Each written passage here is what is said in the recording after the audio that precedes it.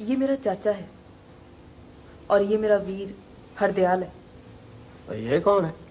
चौरी हमारा मेहमान है चाचा, समझो कारी का बंदा है। तू खड़ा क्यों है चौधरी? बैठ जा। चौरी ये मुझे लेने आए। जब तक अल्लाह साया नहीं आएगा मैं तुझे जाने नहीं दूंगा। तू चुप कर चौधरी, इस मामले में तुझे चिंता करने की जरूरत नहीं। ये मेरा अपना मामला है। पारो, क्या सोचा तुमने? हमने यहाँ ज्यादा देर नहीं ठहरना। पाजी, तेरी बहन पार्वती का तो उसी रोज मरण हो गया था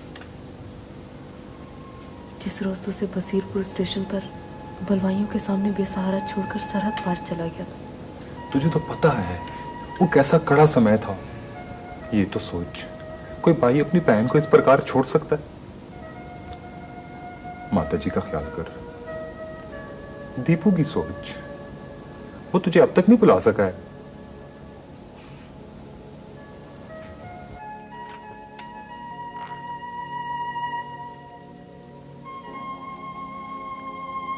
बाबू, 8 बरस से तू हम सबको सजा दे रही, अब तो क्षमा कर दे।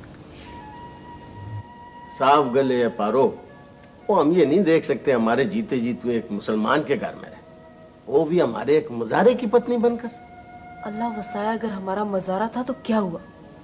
उसने मेरे साथ वो सब कुछ नहीं किया जो धर्म के नाम पर कन्या और महिलाओं के साथ किया गया। उसके अंदर का पुरुष उस समय भी जिंदा था और आज भी जिंदा है। अपना ये भाषण बंद कर और कान खोलकर सुन ले। मैं इस बार माता जी को वचन देकर आया हूं, आज मैं खाली हाथ नहीं जाऊंगा। तू मेरे संग चलेगी, मेरा रास्ता कोई नहीं रोक सकता। चल उठ। अगर तू चाहती है कि 2-4 लाशें गिर जाएं, तो मैं इसकी भी तैयारी करके आया हूं। हाजी, मेरा हाथ छोड़ दे। मुझे पता है तू बहुत ज्याला और दिलेर है, मुझे मान है तू मेरा वीर है। तू कहना क्या चाहती है? वीर दूसरों की लाशें क्यों गिराना चाहता है? मेरे सीने में अपने पिस्तौल की सारी गोलियां उतार दे और मेरी लाश अपने साथ ले जा। वहां मेरी अर्थी को शमशान में अपने हाथों से आग दिखा देना। तेरे धर्म का पालन हो जाएगा। तेरी मुक्ति इसी में है। चला गोली। तू नहीं चलेगी मेरे संग? वीर तू किसकी बात कर? पार्वती की। वो तो मर गई, अब जमीला तेरे सामने खड़ी है। तू इसे ले जाना चाहता है तो ले जा, पर इस तरह नहीं भी। खून में न लाके, खून में न लाके। हरदयाल, वो तू कब तक इसकी विनती करता रहेगा? इसने नहीं जाना। इसकी इच्छा यहीं रहने की है तो ठीक है। इसकी खुशी में मेरी खुशी है। मैं इसे दुखी नहीं देख सकता चाचा। वो लगता है मंगल सिंह बुला रहा है। आंसू पूछ ले पारो, तू जीत गई, मैं हार गया। मेरा मान एक बार फिर टूट गया। तू पार्वती बनकर जिंदा रहे या जमीला बनकर, मैं तुझे जिंदा देखना चाहता हूं। मैं क्या कहूं वीर, मेरे पास तो अब कहने को कुछ भी नहीं रहा। एक बात जहन से निकाल दे, मैं तुझे जानकर नहीं छोड़ गया था। मेरे घर के दरवाजे आज भी तेरे लिए खुले हैं। तू जब चाहे चली आना, स्मगलर तुझे मेरे पास पहुंचा देंगे। वो ना हिंदू होते हैं, ना सिख, ना मुसलमान, वो सिर्फ स्मगलर होते हैं।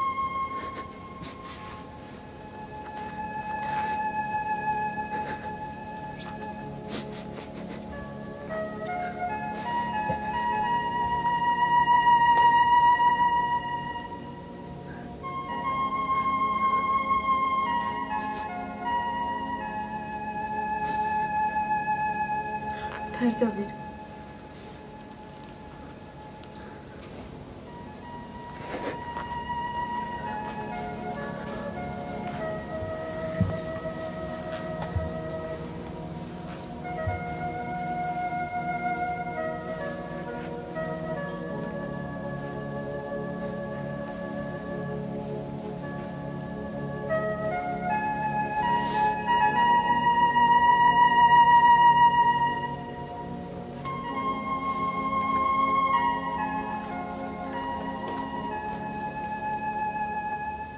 हल्फनामा तो मैंने दाखिल कर दिया है, लेकिन एहसान शाह ने उधर एड़ी चोटी का जोर लगा दिया है। ये तो मुझे पता है कि वो पहले दिन से मेरे खिलाफ है, पर वो कहता क्या है? और उसके वकील ने यह नुक्ता उठाया है, जमीला लाला कृष्ण दयाल की बेटी है और हिंदुओं में जदाद पर बेटी का हक नहीं होता। और वो तो अब मुसलमान हो चुकी है। दरअसल ये केस विरासत का है और इसका फैसला महकमा बालिया से नहीं, अदालत दीवानी से होना चाहिए। अब पेचीदगी ये पैदा हो गई है कि जदाद तो है हिंदू की और बेटी मुसलमान है।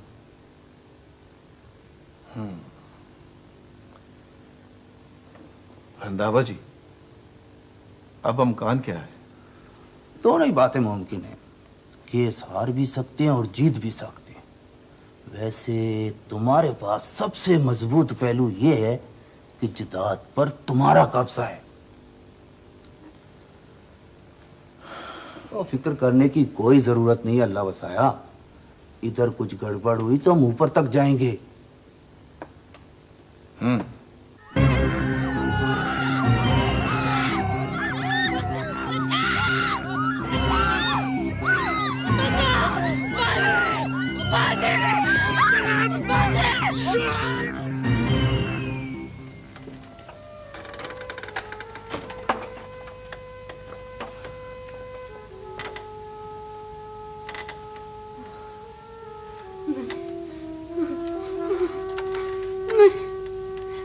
उठो और चल मेरे साथ।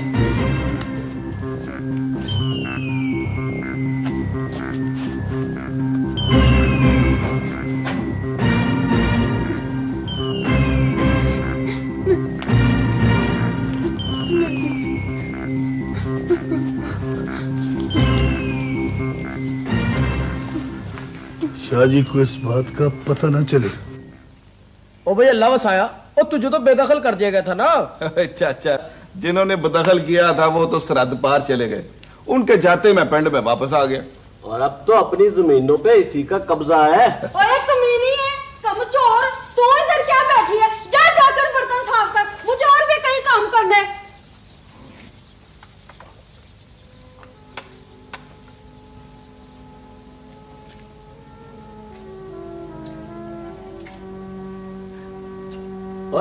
और मेरे मुंह क्या तक रही है? जैसा कह रही है वैसा कर। चले।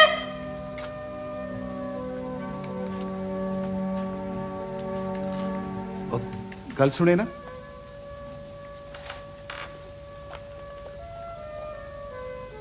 ओए, तू तो लाला किशन दयाल की थी पार्वती है, पर तू यहां कैसे? ये तूने क्या हालत बना रखी? बीमार है तू?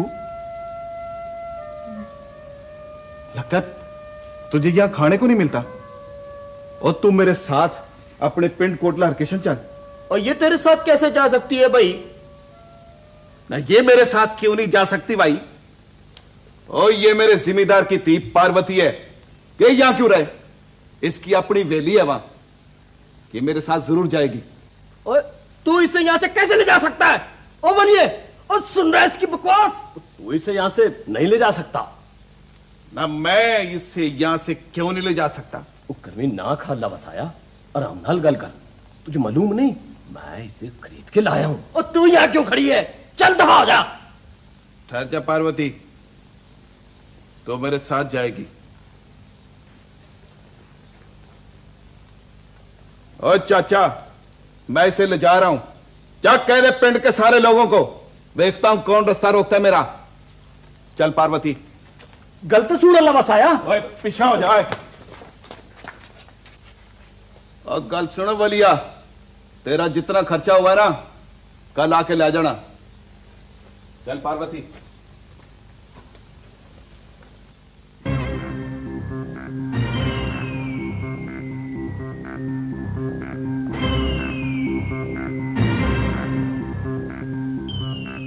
अल्लाह वसाया, सुना है तू लाला कृष्ण दयाल की बेटी पार्वती को उठा लाया है, क्या यह सच है? हाँ जी, वो मेरे घर में है। पर रिकवरी वाले मेरे पास आए थे, उसका पूछ रहे थे। वो बेहतर यही है कि तू उस कुड़ी को मेरे हवाले कर दे, वरना तू किसी बड़ी मुश्किल में फंस जाएगा। पर वो तो मेरी इज्जत है जी। तेरी इज्जत किस तरह बढ़ सकती है? वो मेरी घरवाली है, मैंने निकाह पढ़वाया उसके साथ। पर तेरा उसके साथ निकाह किस तरह हो सकता है? वो मुसलमान हो गई है और अपनी मर्जी से हुई है।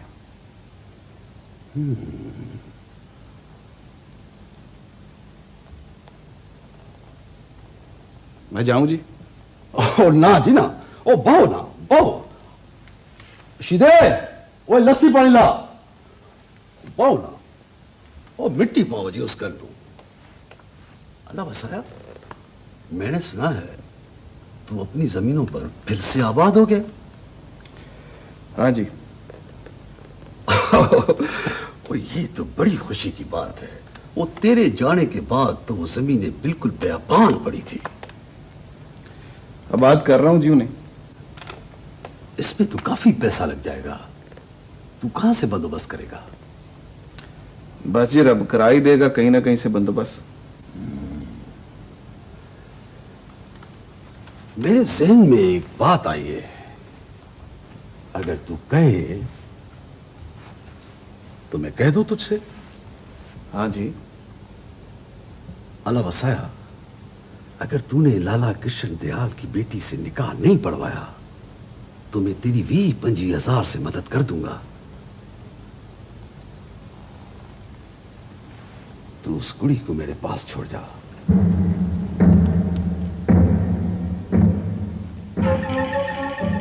तू अपनी इज्जत का सौदा कर सकता है, मैं नहीं।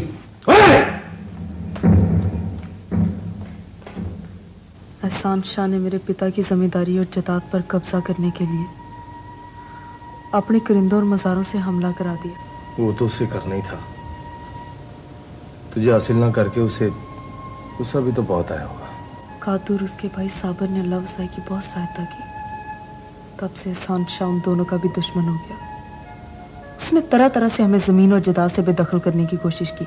वो और कर भी क्या सकता था? साजिशें वो अब भी करता है, पर हमने भी हौसला नहीं हारा। उधर वली और उसके प्यो ने बहुत तंग किया, तरह तरह की बातें बनाई। पर क्यों? अल्लाह वसाया ने तो उनका नुकसान भी पूरा कर दिया था। उनका नुकसान पूरा नहीं हुआ था, उन्होंने मोटी रकम के लिए एक और स्कीम बनाई हुई थी।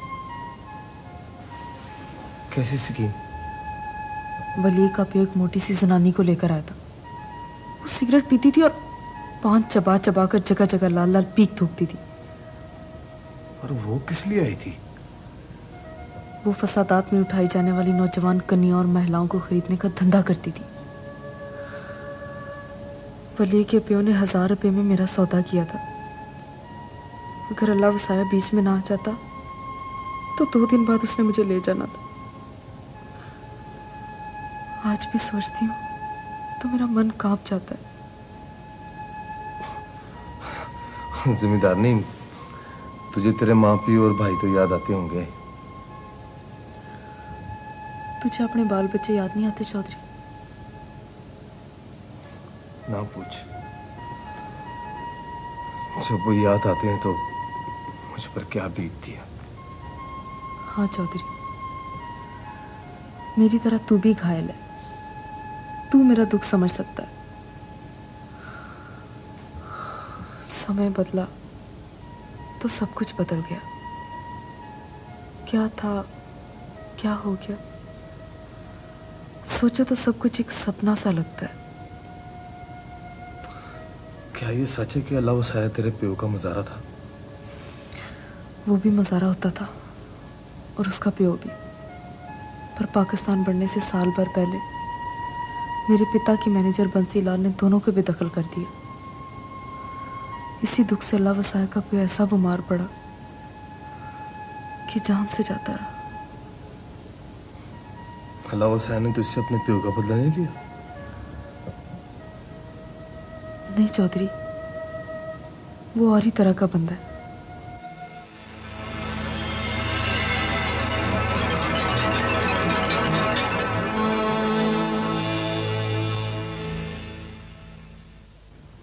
क्या हाल है मेहरबानी जी? तू अभी आया? जी शाह जी अभी आया हूँ। वो दरअसल भेजा भेजा, जल्दी ना कर, आराम से बता। अल्लाह वसाए के खिलाफ इस दफा कम पक्का हुआ है शाह जी। इंक्वायरी रिपोर्ट मैंने अपने सामने लिखवाई है और उसमें एक ऐसा कानूनी नुक्ता उठाया है कि अल्लाह वसाया और उसके वकील के पास इस नुक्ते का कोई जवाब नहीं। पर ये तो तूने मुझे पहले भी बताया था। और ये बता कि मुकदमे का क्या बना? पहले तारीख पै गई थी जी। आज मुल्तान में एडिशनल सेटलमेंट कमिश्नर साहब के सामने पेशी है। वो तो तुझे वहां मौजूद रहना चाहिए था। मेरी मौजूदगी से अल्लाह वसाया और उसके वकील को शुबा पैदा होता। ओए मेहरबान अली, शुबा पैदा होता है तो होने दे, उससे क्या फर्क पड़ता है? बंदा ते हुक्म दा गुलाम है, पर वो पहले ही शिकायत लगा चुके हैं जी कि इस सारी इंक्वायरी शाह जी के कहने पे हो रही है। और मैनू ये दसो कि मुकदमे का फैसला कब तक हो जाएगा? फैसला होगा जी, जल्दी फैसला होगा और इंशाल्लाह फैसला अल्लाह वसाया के खिलाफ होगा। चंद ही दिनों में उसकी सारी अमलाक मतरूका जायदाद करार दे दी जाएगी। ऐसा हो जाए ना तो अल्लाह वसाए का सारा तंतना निकल जाएगा। वो एक बारी फिर जमींदार से मसारा पड़ जाएगा और थोड़े दिनों के बाद जमीला भी दूसरी औरतों के साथ मेरी कोर्ट विच मौजूद होगी। वो दिन भी बहुत जल्द आएगा। बंदा ते हुक्म दा गुलाम है।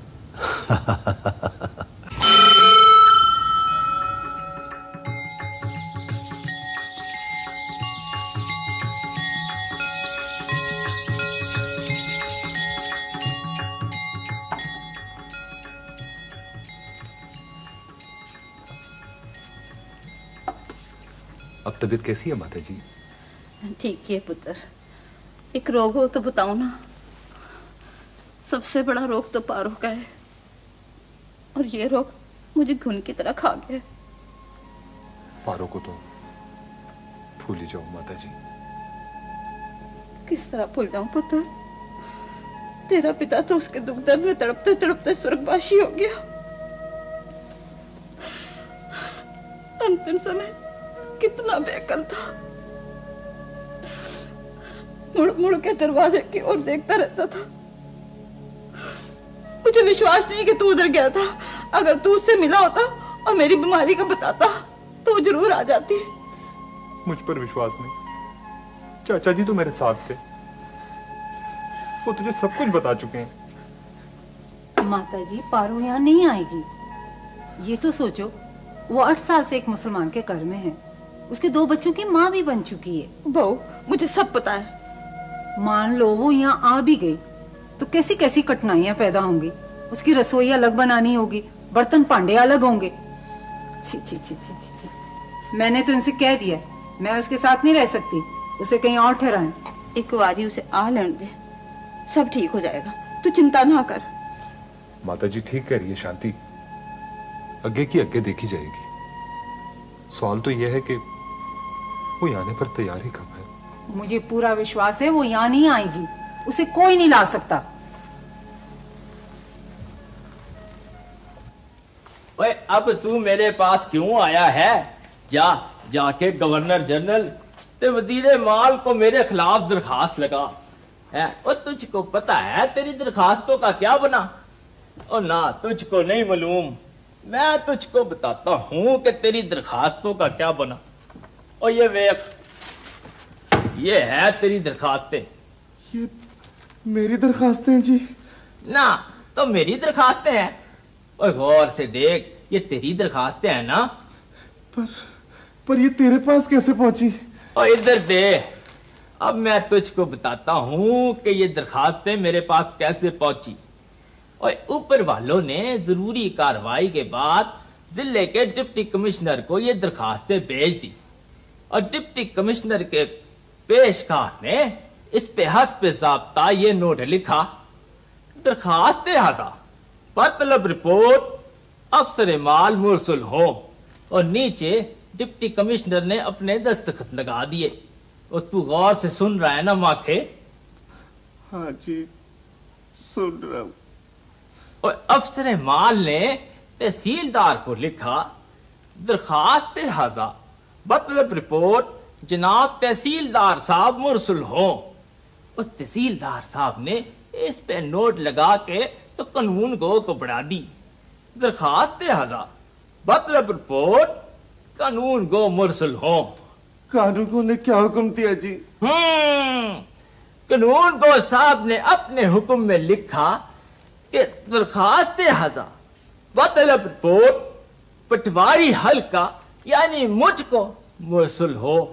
और इस तरह तेरी ये दरखास्त सीढ़ी सीढ़ी उतरती हुई मेरे पास पहुंच गई। अब तू मुझको ये बता माखे कि मैं इसमें क्या करवाई डालूं? मैं क्या बताऊं जी? और मैं बताता हूं, अब तू जाके गवर्नर जनरल को मेरे खिलाफ दरखास्त लगा कि मौजा पीरा वाला के पटवारी अब्दुल शकूर ने रिश्वत लेके भाई तेरी मुस्ताजरी खत्म करके एहसान अली शाह के नाम मुंतकिल कर दी है। मगर एक बात तू गौर से सुन ले, पाए तू किथे दरखास्त लगा, उसने घूम के आना मेरे ही पास है। पर ये तो सोच, मेरी मुस्ताजरी को अभी 2 साल रहते हैं, उधर शाची ने मेरी जमीनों और फसलों पे कब्जा भी कर रखा है। ये तो जी बिल्कुल गैर कानूनी कार्रवाई हुई ना जी। और ये कानूनी कार्रवाई है कि गैर कानूनी, ये तू जाके ना किसी वकील से मशवरा कर। और मेरा दिमाग क्यों चाटने आ गया तू? चल चल उठ, आया बड़ा कानून पढ़ाने हैं जी। अब्दुल शकूर को कानून पढ़ाने आ गया है। चाचा, जब तक चोट ठीक ना हो जाए ना, तूने मंजी से हिलना नहीं है। मैंने सुना तू बहुत इधर उधर फिरता रहता है। बहन जी, जैसा तू कहेगी वैसे ही करूंगा। हाँ, अच्छा ये बता, तेरी घरवाली का क्या हाल है? उसका बुखार नहीं जाता जी, हर तीसरे दिन उसे ताप चढ़ जाती। चाचा, उसे मलेरिया है। मैं आज उसके लिए दवाई लेके आऊंगी, चिंता ना कर, उसका बुखार जाता रहेगा। रब तेरे शान हो बर। चाचा ये दुआ कर अपनी डिस्पेंसरी बन जाए, तब सारे पिंड के बंदों का दवा दारू यही होगा। वो इलाज के लिए दीपालपुर या पाकपतन नहीं जाना पड़ेगा। अब तू जाके आराम कर। अच्छा जी, सलाम अलैकुम। वाह फाता, तू कैसे आई? ठीक ठाक तो है ना? ठीक ठाक हूँ जी। जटियाँ फसल की वाड़ी की आस लगाती हैं, वाड़ी हो तो उनका ब्याह हो। अपनी तो ना कोई ज़मीन है ना फसल, घर वाला ही नहीं रहा, बेटी जवान हो चुकी है। तू अपनी ताजा की गल कर रही? हाँ बहन जी, मुझे तो हर वक्त यही फिक्र सताती रहती है कि उसका ब्याह कैसे करूं। विसाखी के बाद पिंड की कई कुड़ियों का ब्याह हो रहा है, मुझे तो कोई उधार भी नहीं देगा। अच्छा ये बता, तूने ताजा के लिए कोई वर भी ढूंढा? वर तो कब का देख पाल लिया, पर आया नहीं, अपनी ही कौम का है, सके भरा का पुत्र है, ताजा उनको पसंद भी है, पर अपने पास तो कुछ भी नहीं। तू चिंता ना कर फाता, ताजा अपने पिंड की धी है तो साथ मेरी भी धी है, वो मैं उसकी सगाई करूंगी, यही हवेली से उसका ब्याह होगा। तू अपनी भरजाई से कह दे, जाके तैयारी कर। बहन जी, मेरी धी भी जवान हो गई, मुझे कुछ नहीं चाहिए, उधार मिल जाए तो मैं उसका ब्याह कर दूं। बशीरा, तू अपनी गुल्लो की गल कर रही? अरे वो तो अभी जरा सी छोरी है, वो तो उसका ब्याह करना चाहती। हद कर दी तूने बशीरा। बेटी का बोझ सर से जितनी छेती उतर जाए उतना ही ठीक है।